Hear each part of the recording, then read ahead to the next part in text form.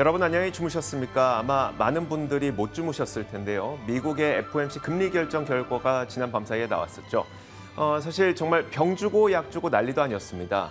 성명서가 처음 발표될 때까지만 하더라도요. 이제 속도 조절에 대한 기대감이 한껏 커졌습니다. 성명서의 문구가 크게 변화했기 때문인데요. 자, 그러면서 시장은 급반등에 성공하기도 했지만 결국 파월 의장이 기자회견을 하면서 시장은 급락하기 시작했습니다. 연준의 피봇은 절대 기대도 하지 말라는 식의 뉘앙스의 발언이 있었기 때문인데요. 자, 과연 어떤 일들이 있었는지 저희 프로그램을 통해서 쭉 지켜보시길 바라겠습니다. 저희가 참 많은 내용 준비했으니까요. 연준 금리 어떻게 됐는지 저희와 함께 확인해 보시죠. 자, 그러면 먼저 시장에서 어떤 일이 있었는지부터 살펴보겠습니다. 마감 시황은 최소영 캐스터가 정리해드립니다. 현지 시간 12월 2일 수요일장 마감 상황 전해드리겠습니다. 뉴욕 증시는 장 초반부터 약한 흐름 이어가다가 FOMC 결과 발표 뒤 상승 전환했었죠. 그런데 약 30분 뒤 제롬 파월 연준 의장의 기자회견이 진행되자 시장이 하락 전환했습니다. 특히 나스닥 지수가 3% 넘게 급락했는데요. 시장 움직였던 주요 이슈들 자세하게 짚어보겠습니다. 오늘 시장을 움직였던 건 11월 FOMC에서의 기준금리 인상 그리고 파월 연준 의장의 발언이었습니다. 역시나 예상했던 대로 이번 회의에서 연준은 75베이시스 포인트 금리 인상을 단행했습니다. 그러면서 속도 조절 가능성을 암시하자 10년물 금리가 4% 아래로 하락하고 시장은 상승세를 보였죠. 하지만 시장이 주목하고 있던 건 이번에 금리 인상을 얼마나 하는지가 아니었습니다. 앞으로의 금리 인상 속도를 가늠할 수 있는 파월 연준 의장의 기자회견에 관심이 쏠려 있었습니다. 그리고 파월의 매파적인 발언으로 국채금리가 다시금 상승하고 시장은 크게 하락 전환했는데요. 기준금리 인상 중단이 너무 이르다, 긴축을 너무 빨리 처리하는 실수는 하지 않을 것이다 라면서 연준의 정책 전환에 대한 시장의 기대를 일축시켰습니다. 또 최근 경제 지표들을 반영해봤을 때 최종 금리가 지난번 회의에서 예상했던 것보다 더 높아질 것이라고 언급하기도 했는데요. 월가에서는 파월 의장의 발언이 상당히 매파적이었다고 평가했습니다. 이번에 섹터 종목별 흐름 확인해 보겠습니다. 모든 섹터가 하락했습니다. 특히 기술 섹터가 약 3%, 임의소비재 섹터가 약 3.3% 하락하면서 하락세를 주도했고요. 또 커뮤니케이션, 에너지, 부동산 섹터도 2%대로 하락했습니다. 종목별로도 자세히 확인해 보겠습니다. 에어비앤비부터 보겠습니다. 에어비앤비는 어제 장마감 후에 실적을 발표했었죠. 컨센서스를 상회하는 실적을 발표했지만 부진한 4분기 가이던스를 제시하자 13.4% 급락했습니다. 골드만삭스는 에어비앤비에 대해서 3분기에 이어서 4분기에도 성장세 둔화를 보일 것이라고 예상했습니다. 내년에도 이 둔화세가 유지될 수 있을 것이라고 이야기하면서 투자 의견은 매도를 유지하고 목표 주가는 100달러에서 98달러로 하향했습니다. AMD는 1.73% 하락했습니다. 역시나 어제 장마감 후에 실적을 발표했었는데 기대에 못 미치는 3분기 실적을 공개했었죠. 하지만 인텔과 경쟁 중인 데이터 센터 부문에서 견조한 성장세가 확인되기도 했습니다. 보잉은 2.75% 상승했습니다. 항공기 인도 정상화 그리고 잉여 현금 흐름 증가에 대해서 자신감을 드러냈기 때문인데요. 보잉은 23년도 잉여 현금 흐름이 30억에서 50억 달러를 기록할 것이라고 예상했고 737 맥스 그리고 787 드림라이너 항공기의 인도 정상화가 이 현금 흐름 증가를 견인할 것으로 전망했습니다. CBS 헬스는 기대치를 웃도는 실적을 발표하면서 2.3% 상승했습니다. 연간 가이던스를 상향 조정하기도 했는데요. 또 아편 유사제 유통과 관련해서 CBS에 청구된 소송에 대해서 향후 10년간 50억 달러를 보상하기로 합의했다고 밝혔습니다.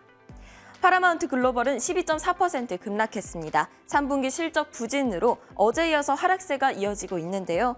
유료 방송 시청자가 가입을 해지하고 새로운 플랫폼으로 이동하는 코드 커팅 그리고 광고 수입이 줄어든 것이 실적 부진의 원인으로 꼽힙니다.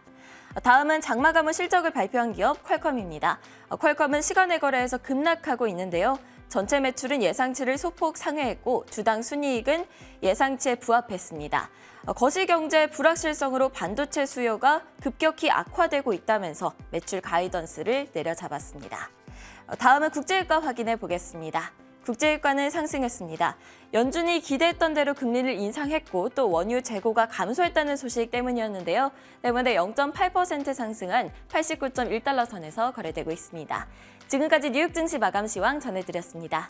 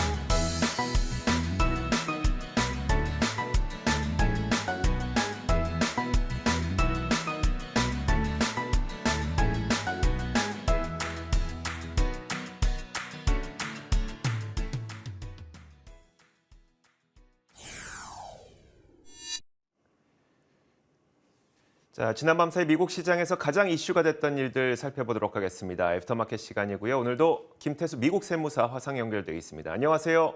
네, 안녕하세요. 자, 과연 오늘은 어떤 일들이 있었을지 아무래도 FOMC와 관련된 내용이 가장 많을 것 같습니다. 가장 비중도 크고요. 첫 번째 키워드부터 열어보겠습니다.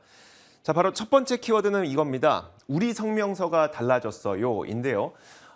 일단 파월 의장이 지난 밤 사이에 어떤 말을 했는지 핵심 내용부터 영상으로 확인해 보시죠.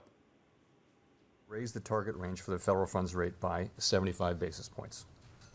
And we are continuing the process of significantly reducing the size of our balance sheet, which plays an important role in firming the stance of monetary policy. 자, 일단 이 내용은 75bp를 인상한다는 내용이었는데요. 그것보다 더 중요했던 게 바로 성명서였습니다. 성명서가 어떻게 달라졌는지 제가 직접 한번 보여드리겠습니다. 원래 통상적으로 성명서는 그렇게 많이 달라지지 않습니다. 대부분의 문장이 똑같고 그 가운데 한 문장 내지는 한 단어 이런 것들만 달라지기 마련인데요. 자, 그러면서 이런 단어의 뉘앙스를 찾기에, 그러니까 뉘앙스의 의미를 찾기에 여념없는 게 바로 월가죠. 그런데 이번에는 정말 크게 달라졌습니다. 한 문단 자체가 통으로 들어갔는데 그 내용을 한번 살펴보면 이렇습니다. 일단 그 누적적인 긴축 정책의 효과 그리고 통화 정책이 경제 활동과 인플레이션에 미치는 영향과 시차를 이제 앞으로 고려하겠다라는 내용이 들어갔는데 결국은 긴축이 경제에 미치는 시차를 고려해서 속도 조절을 하겠다는 의미로 받아들였기 때문에 성명서가 발표된 즉시 시장은 반등에 성공을 했습니다. 자, 그다음으로 파월 의장이 또 어떤 얘기를 했는지 한번 들어보시죠. With today's action, we've raised interest rates by 3.75 percentage points this year. We anticipate that ongoing increases in the target range for the federal funds rate will be appropriate in order to attain a stance of monetary policy that is sufficiently restrictive to return inflation to 2% over time. It will take time, however, for the full effects of monetary restraint to be realized, especially on inflation. That's why we say in our statement that in determining the pace of future increases in the target range, we will take into account the cumulative tightening of monetary policy and the lags with which monetary policy affects economic activity and inflation.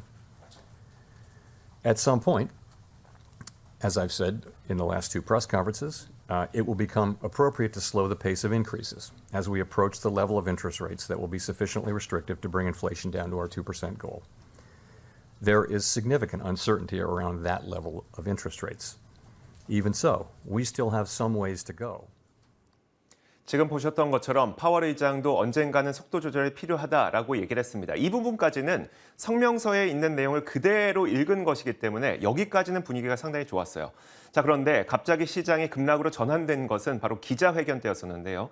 자, 이 질문이 핵심이었습니다. 자, 이날 워싱턴 포스트 기자가 한 3번째 정도로 질문을 했었는데 이런 질문을 했어요. 경제에 미치는 시차. 이 시차를 몇 번을 언급했었거든요. 그리고 성명서에도 이 시차를 고려하겠다라고 얘기를 했기 때문에 그럼 이 시차가 얼만큼을 의미하느냐라고 질문을 했더니 물론 앞부분에 여러 개의 설명을 한 이후에 파월 의장이 말미에 한 내용이 바로 이거였습니다. 자, 긴축 기조가 멈출 것으로 생각하는 것은 매우 very라는 말을 2번 썼거든요. 매우 섣부르다라고 하면서 그때부터 시장은 굉장히 급격하게 투자 심리가 안 좋아지기 시작했습니다. 자, 이 때문에 성명서가 공개된 직후에는 상당히 좋았던 시장 분위기가 기자회견이 진행되면서 급락으로 전환된 건데요. 자, 그렇다면 이어서 두 번째 키워드도 열어보도록 하겠습니다. 자, 두 번째 키워드는 바로 이겁니다. 아직은 시기상조. 자, 이런 내용들이 펼쳐지다 보니까 아직 우리가 패드 피봇 이런 것들을 기대하기에는 좀 시기상조가 아닐까 싶은데요. 자, 그럼 기자회견에서 어떤 발언이 있었는지 한번 직접 확인해 보시죠. You know, I think we'll be considering them, but because it's appropriate to do so. Let me say this: it is very premature to be thinking about pausing. So people, when they hear lags, they think about a pause. It's very premature, in my view, to think about or be talking about pausing our rate hike. We have a ways to go. Our policy, we need ongoing rate hikes to get to. 보셨던 것처럼 파월 의장도 지금 이런 걸 기대하지 말라는 말을 거의 못 박듯이 얘기를 했습니다. 그러다 보니까 패드 피봇에 대한 기대감이 급격하게 사라졌고요. 이 때문에 시장은 급격하게 하락했는데 김태수 세무사님, 네. 자, 지난 밤 사이 파월 의장이 했던 내용들 한번 정리해 주시겠어요? 네, 시장이 이제 성명서에서 통화 정책이 경제 활동과 인플레이션에 영향을 미치는 시차를 고려한다라고 했을 때 그걸 정말 기관에서 증권사들이 빠르게 분석해가지고 12월 달에 0.5bp입니다. 0.5%포인트입니다. 이제 이렇게 막 기사를 냈어요. 그러면서 시장이 막 급등하는 이런 모습을 보였습니다. 근데 이게 이제 그 파월 의장이 아직 시기상조다 이렇게 발언한 직후에 다우지수가 고점 대비, 장중 고점 대비해가지고 900포인트가 급락하는 그런 모습을 보였습니다. 기자회견에서 파월 의장이 여전히 노동시장이 불균형 상태다 이 부분을 굉장히 강조를 했고요. 그러면서 인플레이션 데이터가 예상보다 높게 나왔다라는 걸 인정을 했습니다. 그래서 이제 종합적으로 봤을 때 한 4가지 정도로 내용이 요약이 됩니다. 첫 번째는 이제 시기상조라는 건데 이 시기상조라는 게 지속적으로 금리 인상이 필요하다라는 그런 전제를 깔았던 거고요. 그리고 정확히 어디까지 갈지는 모르겠다라는 거죠. 그리고 연준이 경제 데이터를 기반으로 해서 계속해서 금리 인상되는 상황을 업데이트 할 거다라고 발표를 했는데 이 부분이 이제 하나 핵심이었고 또 하나는 정책 금리 수준을 전반적으로 위로 올리겠다, 레벨을 올리겠다라고 제안했습니다. 기존의 걸 보면은 9월 달에 나온 게 어떻게 나왔냐면은 한 4.5%에서 4.75% 정도를 목표로 해가지고 내년 초반까지 그렇게 하겠다 그랬는데 지금 파월이 이번에 발언한 거에서는 4.75에서 5%까지도 이게 조금 더 나갈 수 있다.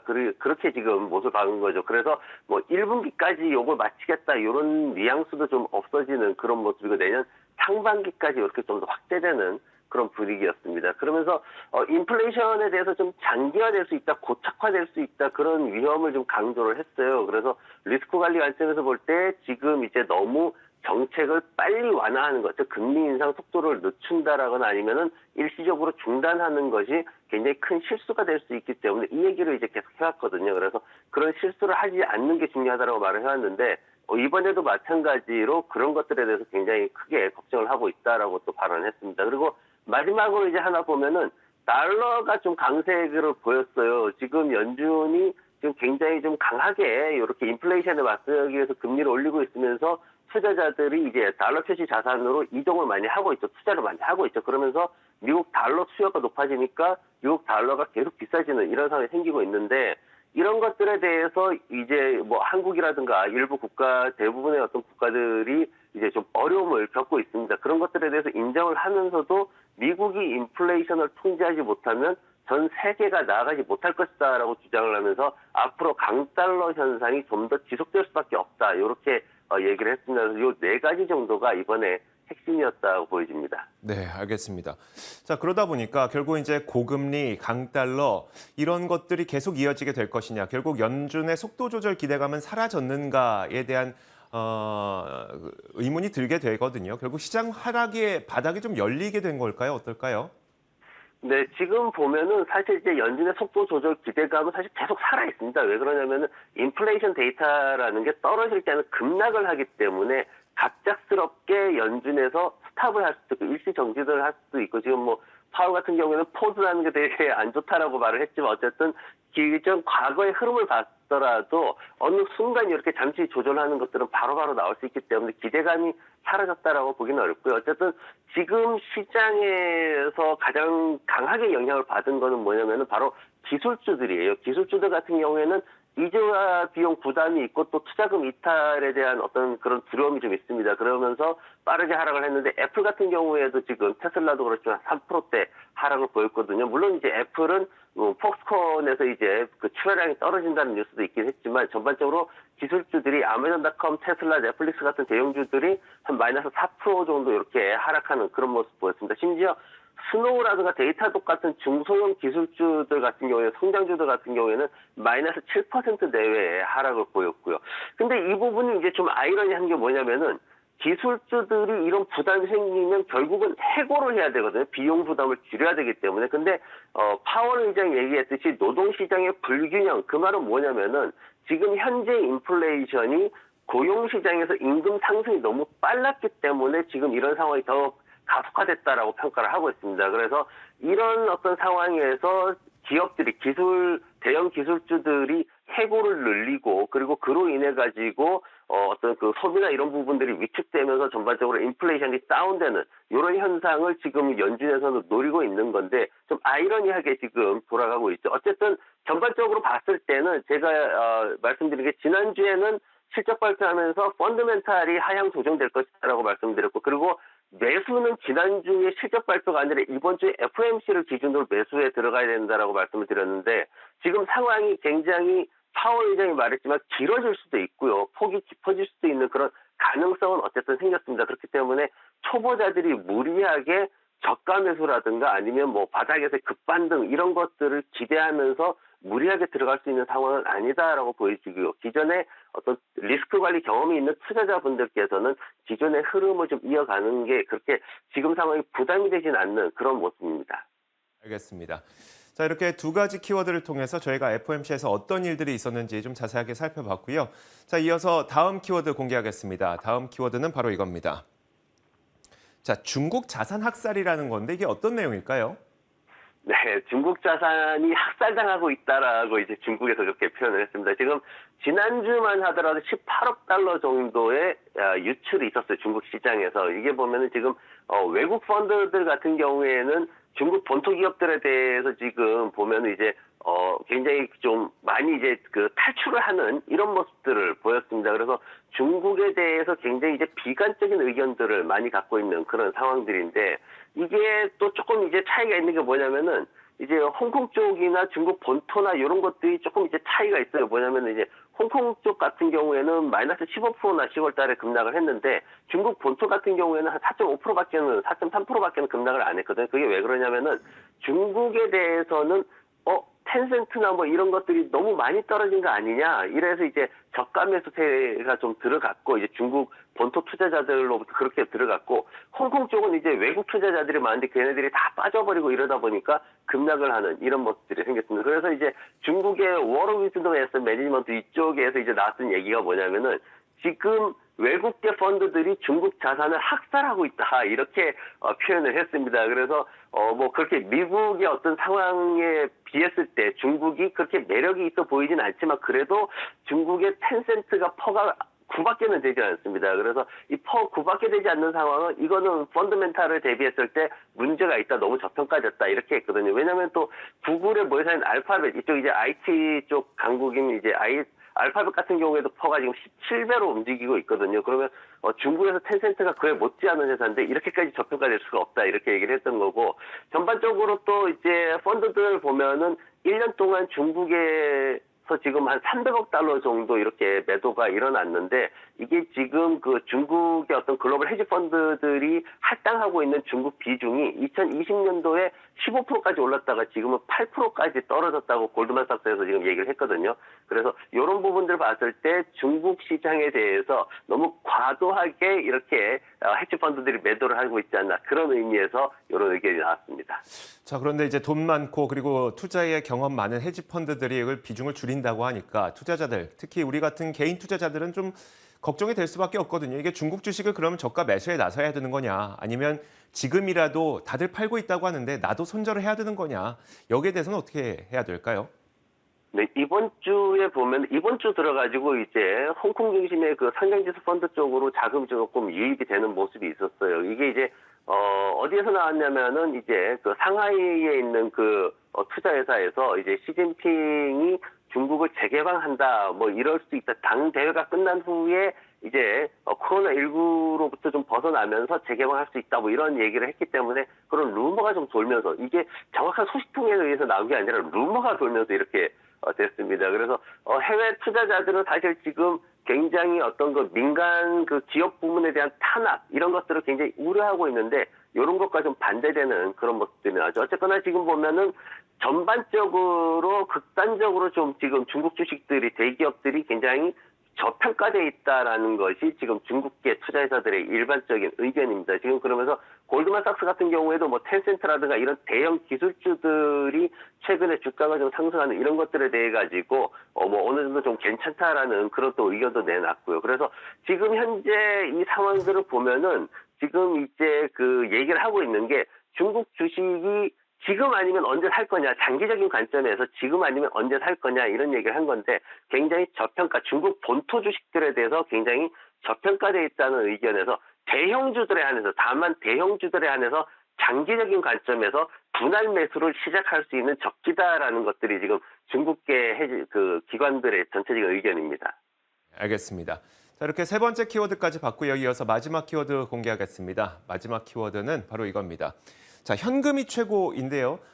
오늘 그 지난 밤 사이에 FOMC 결과가 나오면서 살아남은 종목을 찾기가 정말 쉽지 않았습니다. 그 가운데 보잉은 나름대로 꽤 큰 반등에 성공을 했거든요. 자, 그러고 보니까 왜 보잉이 반등했을지를 보니 잉여 현금을 많이 쌓겠다는 내용을 보도한 것이, 공개를 한 것이 주가 상승에 큰 도움이 됐습니다. 자, 그러다 보니까 정말 현금을 늘릴 것이라고 하는 게 지금과 같은 시장 상황에서는 정말 중요하구나, 정말 현금이 최고구나라는 생각이 드는데, 자, 어쨌든 이제 보잉이 어떤 내용을 발표했는지를 살펴보면요, 현금 가이던스를 이번에 상향 조정했습니다. 데이비드 칼훈이죠, 이 보잉의 CEO가 내년에 잉여 현금이 30억에서 50억 달러 정도가 될 것이고, 2020년 중반경이 되면은 한 2025년이나 2026년 정도가 되겠죠. 그 정도가 되면 매년 100억 달러 정도의 현금을 쌓을 것이다라고 얘기를 했습니다. 자, 그럼 이렇게 하기 위해서 무엇을 할 것인지에 대한 실행 방안까지 말을 했는데, 새로운 기종의 항공기의 생산과 인도를 늘릴 것이라고 했습니다. 거기서 말하는 거는 737 기종하고 이제 드림라이너, 이 기종들을 말하는 건데요. 대표적으로 737 기종의 경우에는 내년에 400대에서 약 450대 정도를 인도할 것으로 전망을 하고 있습니다. 올해 인도했던 물량이 한 375대 정도이기 때문에 꽤 가파르게 늘어나는 물량인 거죠. 자, 그러면서 더 중요한 건 이 부분에 있었습니다.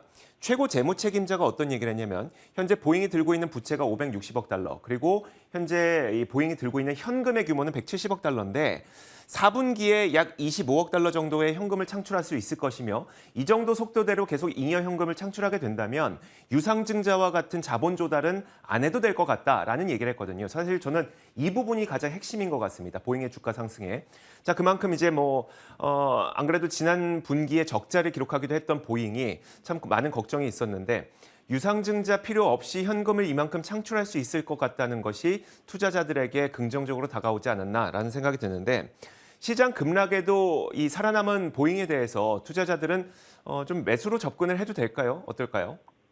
네, 지금 이제 50억 달러를 이제 먼저 얘기를 하고 100억 달러 얘기를 했는데 50억 달러면은 일단은 보잉이 가지고 있는 문제 중에 이제 영업 현금 흐름 부분은 커버를 할 수가 있습니다. 그 부분이 지금 마이너스 34억 달러 이렇게 나오고 있는데 그건 커버를 할 수 있고 또 100억 달러 이러면은 파이낸싱 쪽에 이제 투자 부문에 한 56억 달러 정도 손실이 나고 있는데 그 부분도 이제 100억 달러면은 영업 부문하고 파이낸싱 부문하고 모두 이제 커버를 할 수 있는 그런 정도의 자금 규모가 되기 때문에 시장에서는 그러면 이제 좀 안정이 되겠구나. 재무제표가 드디어 순손실에서 벗어나서 순이익으로 전환될 수도 있겠구나. 이런 이제 기대감을 가졌던 겁니다. 근데 보잉의 근본적인 문제는 제품에 대해서 아직 어떤 기대치가 제대로 과거처럼 살아나지 못한다라는 게 이제 근본적인 문제입니다. 지난 4월 달에 급락이 쭉 이어졌는데 그 상황에서 펀더멘털에 대한 어떤 심각한 우려가 발생을 한 거고 그리고 이제 2019년도부터 이제 보잉 737 맥스 기종 기체 결함 때문에 추락하면서 이제 문제가 생겼던 거죠. 그러면서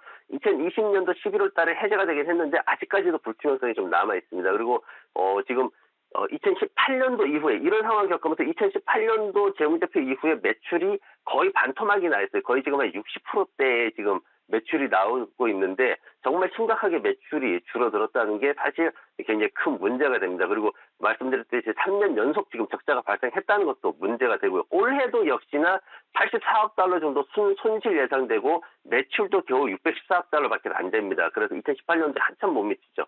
그래서 어쨌든 차트를 보더라도 지금 차트 보면은 제가 이제 우리가 5월 달에도 이 보잉을 봤어요. 몇 번 봤는데 그 상황하고 비슷합니다. 아직까지도 여전히 같은데 뭐냐면은 지금 그 음봉 크게 두 개 나온 5월 달에 음봉 두 개 크게 나온 이 영역을 벗어나려면은 말씀드렸듯이 단편적으로 뉴스가 어떻게 나와야 되냐면은 중국에서 항공 수요가 폭발해가지고 737 맥스가 다시 엄청나게 중국 하늘을 날아가고 있다.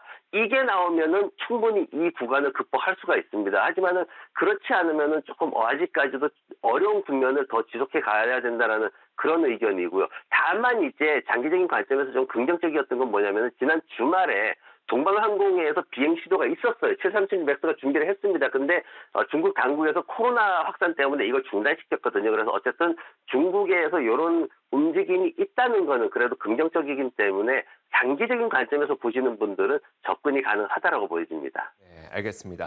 자, 이렇게 지난밤 사이 미국 시장에서 가장 이슈가 됐던 것들을 체크해봤습니다. 애프터마켓 시간이었고요. 김태수 미국 세무사와 함께했습니다. 고맙습니다. 네, 고맙습니다.